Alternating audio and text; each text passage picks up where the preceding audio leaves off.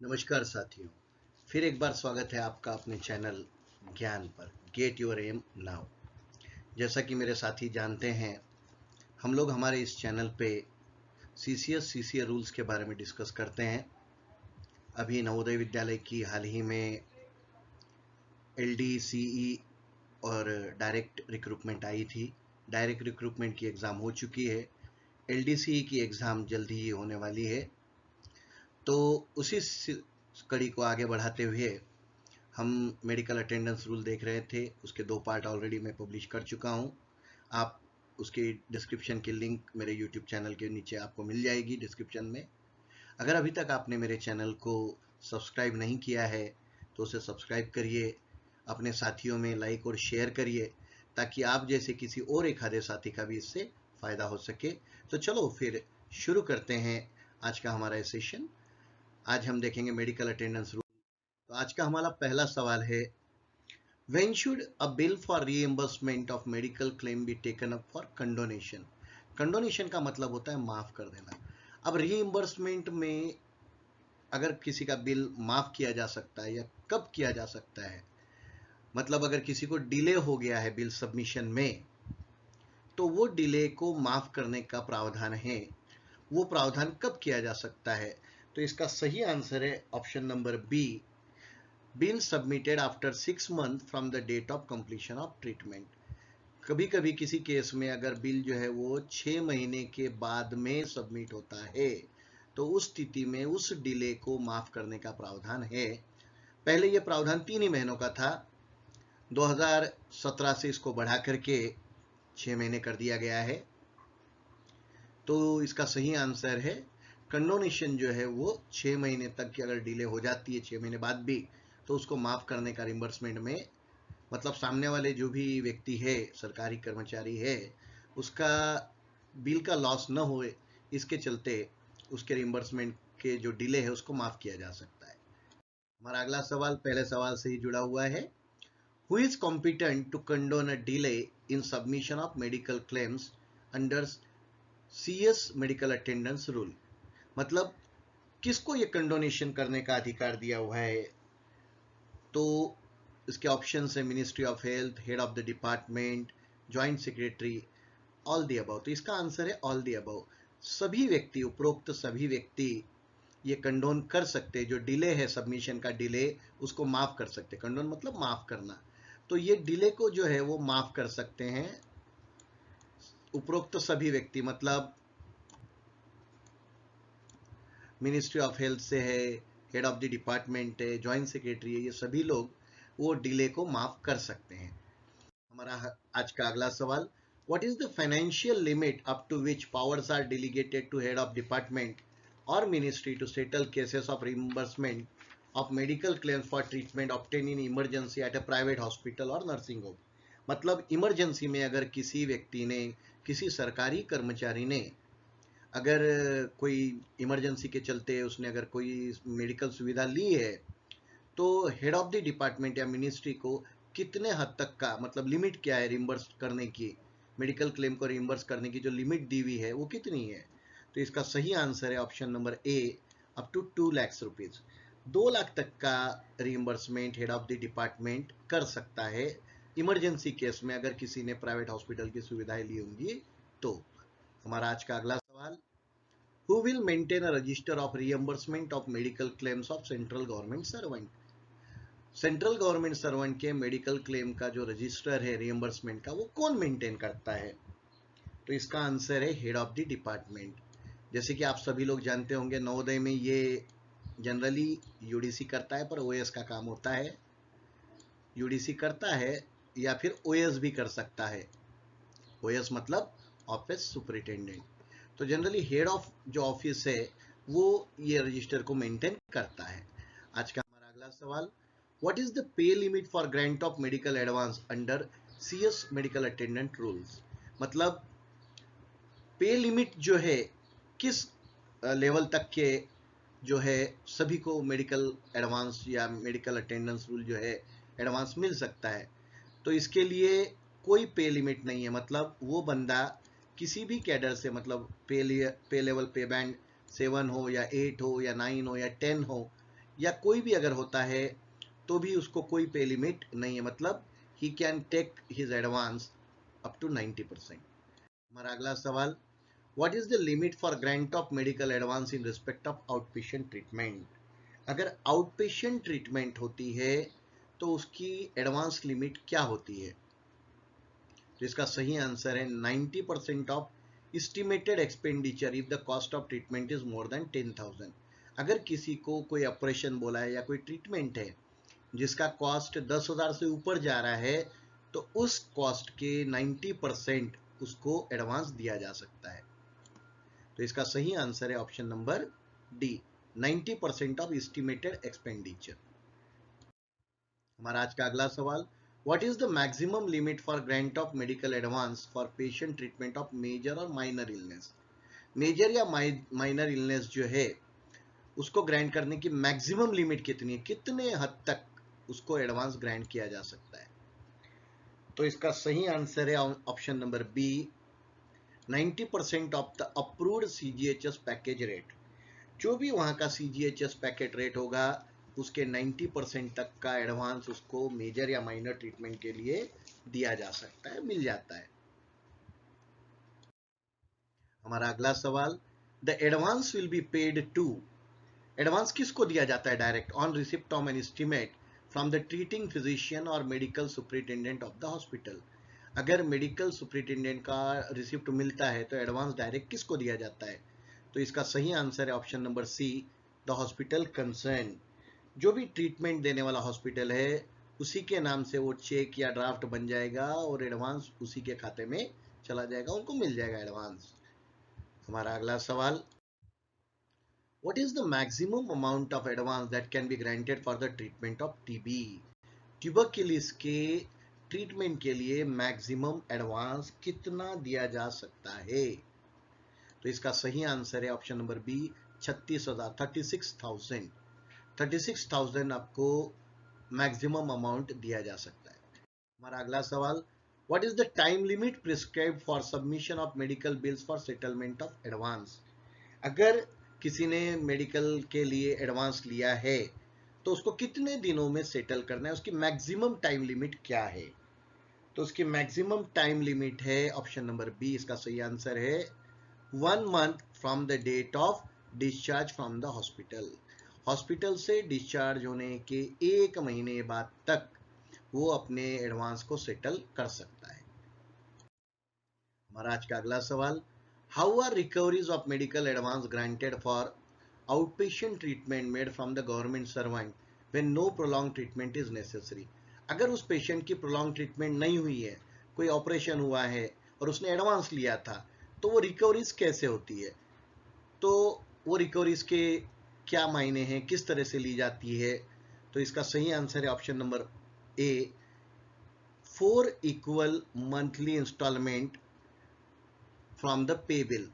मतलब उसको जो भी इंस्टॉलमेंट दी गई है, इसका ऑप्शन नंबर ए जो है वो 4 भागों में डिवाइड करके उससे वो लिया जा सकता है, और जनरली लेते हैं।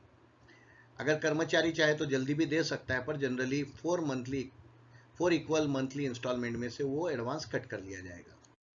हमारा अगला सवाल, how many hospital recognised by the ministry of health and family welfare under the national cancer control programme are approved for the treatment of cancer under CS medical attendant rule?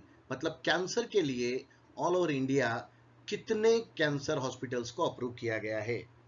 तो इसका सही जवाब है answer number B, option number B, 27 hospital, 27 hospitals को approve किया गया है। हमारा अगला सवाल, which fee is not eligible for reimbursement in cases of central government servant suffering from mental diseases?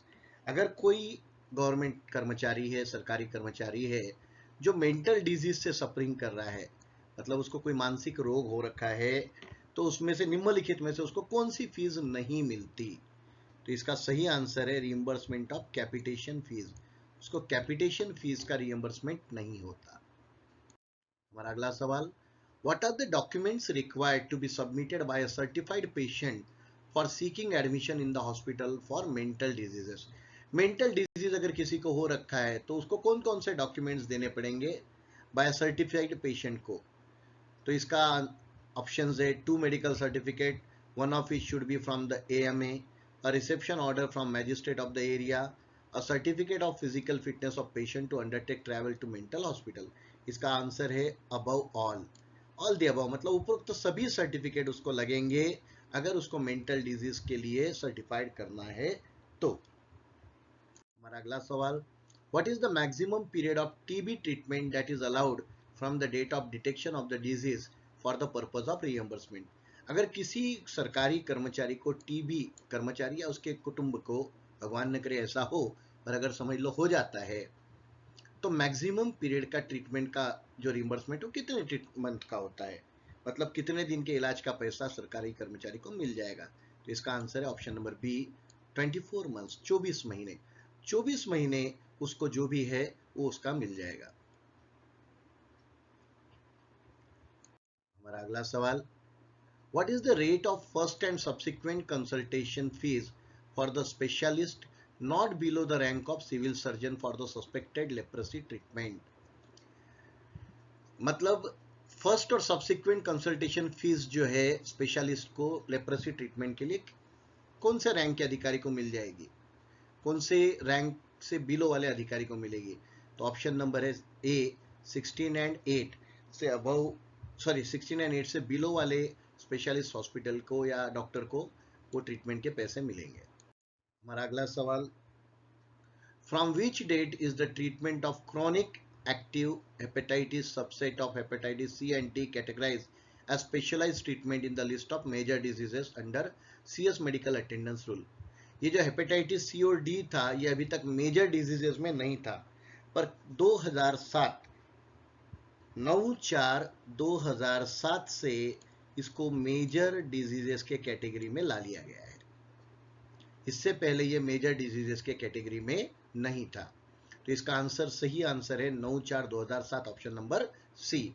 2007 से 9/4/2007 से इसको मेजर डिजीजेस के कैटेगरी में ला लिया गया, क्या को, हेपेटाइटिस सी और डी। हमारा अगला सवाल, विच family member is not included in the definition of family for reimbursement of medical claims under CS medical rules. निम्नलिखित में से कौन फैमिली के रूप में इंक्लूड नहीं होता है जब कोई सरकारी कर्मचारी की फैमिली काउंट होती है। तो इसका सही आंसर है ब्रदर एजेड 23 ईयर्स। अगर 23 साल का उसका भाई हो रखा है तो वो उसकी फैमिली में इंक्लूड नहीं होता है।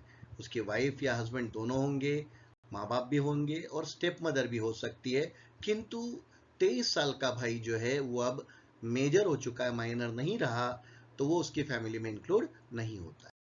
हमारा अगला सवाल, what is the age limit of a son suffering from permanent disability of any kind, physical or mental, for reimbursement of medical expenses under CS medical attendance rule। मतलब कोई बेटा है, बच्चा है, एज लिमिट उसकी क्या है, मैक्सिमम एज लिमिट, अगर वो परमानेंटली डिसेबल है, चाहे वो मेंटली हो या फिजिकली हो, तो उसकी कोई एज लिमिट है क्या। तो इसका सही आंसर है नो एज लिमिट। डिसेबल बच्चे के लिए मेडिकल रियम्बर्समेंट के लिए कोई एज लिमिट नहीं है, उसको किसी भी एज तक के पैसे उसको रियम्बर्स हो जाए। हमारा अगला सवाल, what is the age limit applicable to the son of a government servant to claim reimbursement of medical expenses under CS medical rules. मतलब सरकारी कर्मचारी का जो बच्चा है, बेटा बेटी जो भी है, उसकी मैक्सिमम एज लिमिट क्या है, एप्लीकेबल है, जिससे उसको रियम्बर्समेंट होता है। तो इसका आंसर है option number C, attaining the age of 25 years or starting to earn or getting married whichever is earlier। अगर कोई बच्चा 25 साल का हो जाता है या उसकी पहले शादी हो जाती है या वो कमाई करना शुरू कर देता है, जो भी पहले होगा, उस स्थिति में उसको रियम्बर्समेंट बंद हो जाता है। मतलब अगर वो 25 साल का हो रखा है पर शादी नहीं हुई है, 25 का होने का है, 24 का ही हो रखा है, शादी नहीं हुई और कमाता भी नहीं है, तो उसकी मेडिकल ट्रीटमेंट का खर्चा रियम्बर्स हो जाएगा। हमारा अगला सवाल, what is the age limit of a dependent daughter to be eligible for reimbursement of medical claims. बेटी की, पुत्री की सूरत में ये एज लिमिट क्या है। टिल, इसका सही आंसर है option number B, till she starts earning or get married irrespective of the age limit whichever is earlier। मतलब अगर वो लड़की की शादी होती है जल्दी तो, या वो अगर कमाने लग जाती है, तब तक वो माँ बाप पे डिपेंडेंट मानी जाती है। हमारा अगला सवाल, from the following identify the dependent member who is eligible for reimbursement of medical expenses. Medical expenses के लिए निम्नलिखित में से कौन कौन रियम्बर्समेंट के पात्र रहेंगे? एक, divorce daughters, widowed daughters, widowed sisters, all the above. तो इसका सही आंसर है ऑल दी अबव। अगर किसी सरकारी कर्मचारी की डिवोर्स डॉटर है, उसको भी मेडिकल क्लेम उसका मिलेगा। अगर कोई बेटी विधवा हो चुकी है तो उसका भी क्लेम मिलेगा। अगर किसी की बहन है और वो डिपेंडेंट है कर्मचारी पे, तो उस केस में भी उसका रियम्बर्समेंट हो जाएगा। तो इसका आंसर है ऑप्शन नंबर डी। हमारा अगला सवाल, which disability does not constitute a permanent disability for the purpose of medical reimbursement. Permanent medical reimbursement के लिए कौन सी डिसेबिलिटी को परमानेंट डिसेबिलिटी नहीं माना गया है? लेप्रेसी क्योर्ड को माना गया है, ब्लाइंडनेस को भी माना गया है, हियरिंग इंपेयरमेंट को भी माना गया है, बस रेनल फेलिवर को परमानेंट डिसेबिलिटी नहीं माना गया है। हमारा अगला सवाल, what is the income limit for dependency of the family members for reimbursement of medical expenses after implementation of 7 CPC। 7वें वेतन आयोग के बाद मैक्सिमम इनकम लिमिट डिपेंडेंसी की जो है, अगर समझ लो कोई कर्मचारी है और उसकी मम्मी या पापा को किसी को पेंशन मिलती है, पर वो पेंशन का फिगर अगर 9,000 से ज़्यादा नहीं है, 9,000 plus the amount of DR admissible on the date of consideration of the claim. तो इसका सही आंसर है ऑप्शन नंबर बी। अगर वो पेंशन जो है सभी रूप से 9,000 से ज़्यादा नहीं है, तो उस केस में उनको डिपेंडेंट माना जाता है। हमारा अगला सवाल, state which of the following sentences is correct for the parents of government servant to claim medical expenses. निम्नलिखित में से कौन सी बात गवर्नमेंट सर्वेंट के पेरेंट्स के लिए लागू होती है अगर उनको रियम्बर्समेंट करवानी है तो? इसका सही आंसर है option number C, they can reside either with the government servant or with the family members at another station. अगर एक आधा सरकारी कर्मचारी अलग रहता है और उसके माँ बाप उसके फैमिली मेंबर्स के साथ रहते हैं, तो वो भी ये स्कीम लेने के पात्र रहेंगे, उनको भी रियम्बर्समेंट हो जाएगा, मतलब वो गवर्नमेंट कर्मचारी के खाते से। हमारा अगला सवाल, when is the declaration regarding the income and the residence of parents to be furnished by the government servant to the controlling officer। अगर कोई सरकारी कर्मचारी है तो उसको इनकम और रेसिडेंस ऑफ द पेरेंट ये कब फर्निश करना चाहिए? तो इसका सही आंसर है beginning of every calendar year. हर साल शुरुआत में ही बता देना चाहिए कि माँ बाप कहाँ रह रहे हैं, कहाँ पे रह रहे हैं, किसके साथ रह रहे हैं, उनकी इनकम। हमारा अगला सवाल, when can a female government servant give a declaration regarding inclusion of her parents in law for reimbursement of medical expenses। समझ लो कोई महिला कर्मचारी है और उसकी शादी हो गई और वो चाहती है कि उसके सास ससुर का भी इंक्लूजन उसकी फैमिली में हुआ जाए या किया जाए, तो वो कब डिक्लेरेशन उसको देना है? तो इसका सही आंसर है इमीडिएटली आफ्टर हर मैरिज। शादी के तुरंत बाद उसको अपने डिपार्टमेंट को लिखित रूप से सूचित कर देना है कि मैं अपने सास ससुर को भी मेरे फैमिली में अटैच या ऐड करना चाहती हूँ। हमारा अगला सवाल, how many times can a female government servant change the declaration regarding inclusion of parents in law for reimbursement of medical expenses.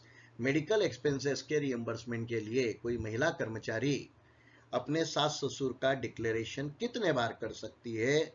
तो इसका सही आंसर है only once during her entire service.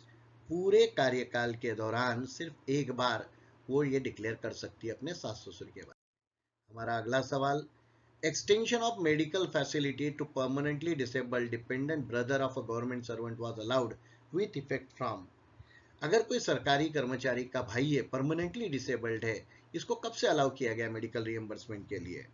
तो इसका सही आंसर है ऑप्शन नंबर सी, 19/6/2014, 19/6/2014 से सरकारी कर्मचारी के भाई जो कि परमानेंटली डिपेंडेंट है, तो उसको भी उसके साथ में जोड़ दिया गया, मतलब वो सरकारी कर्मचारी अपने भाई के लिए भी बेनिफिट्स ले। और हमारा आज का आखिरी सवाल इस वीडियो का, what is the percentage fixed for permanent disability for a disabled dependent brother of a government servant to be eligible for reimbursement of medical claims. मतलब अगर किसी सरकारी कर्मचारी का भाई है जो डिसेबल है, तो उस डिसेबिलिटी का परसेंटेज कितना होना चाहिए जो फिक्स कर दिया गया है? तो इसका सही आंसर है 40% और मोर ऑफ वन और मोर डिसेबिलिटीज। मतलब उसको किसी न किसी डिसेबिलिटी में अगर उसका प्रतिशत 40% है या उससे ज़्यादा है तो उस केस में उसका मेडिकल रिएम्बर्समेंट हो जाएगा। तो आज के लिए इतना ही। Thank you. अभी तक अगर आपने मेरे चैनल को सब्सक्राइब नहीं किया है तो सब्सक्राइब करिए, फॉलो करिए, लाइक करिए और अपने साथियों में उसको शेयर करिए। हो सकता है आपके एक शेयर से किसी का फायदा हो जाए और मुझे आशा है कि आपको भी जरूर ये जो भी हमारी आने वाली एग्जाम्स है इसमें इस वीडियो में के 2-4 क्वेश्चन जरूर मिलेंगे, आपका फायदा जरूर होगा। इसी तरह से मेरे साथ बने रहिए और आपका प्यार बनाए रखिए। थैंक यू, धन्यवाद।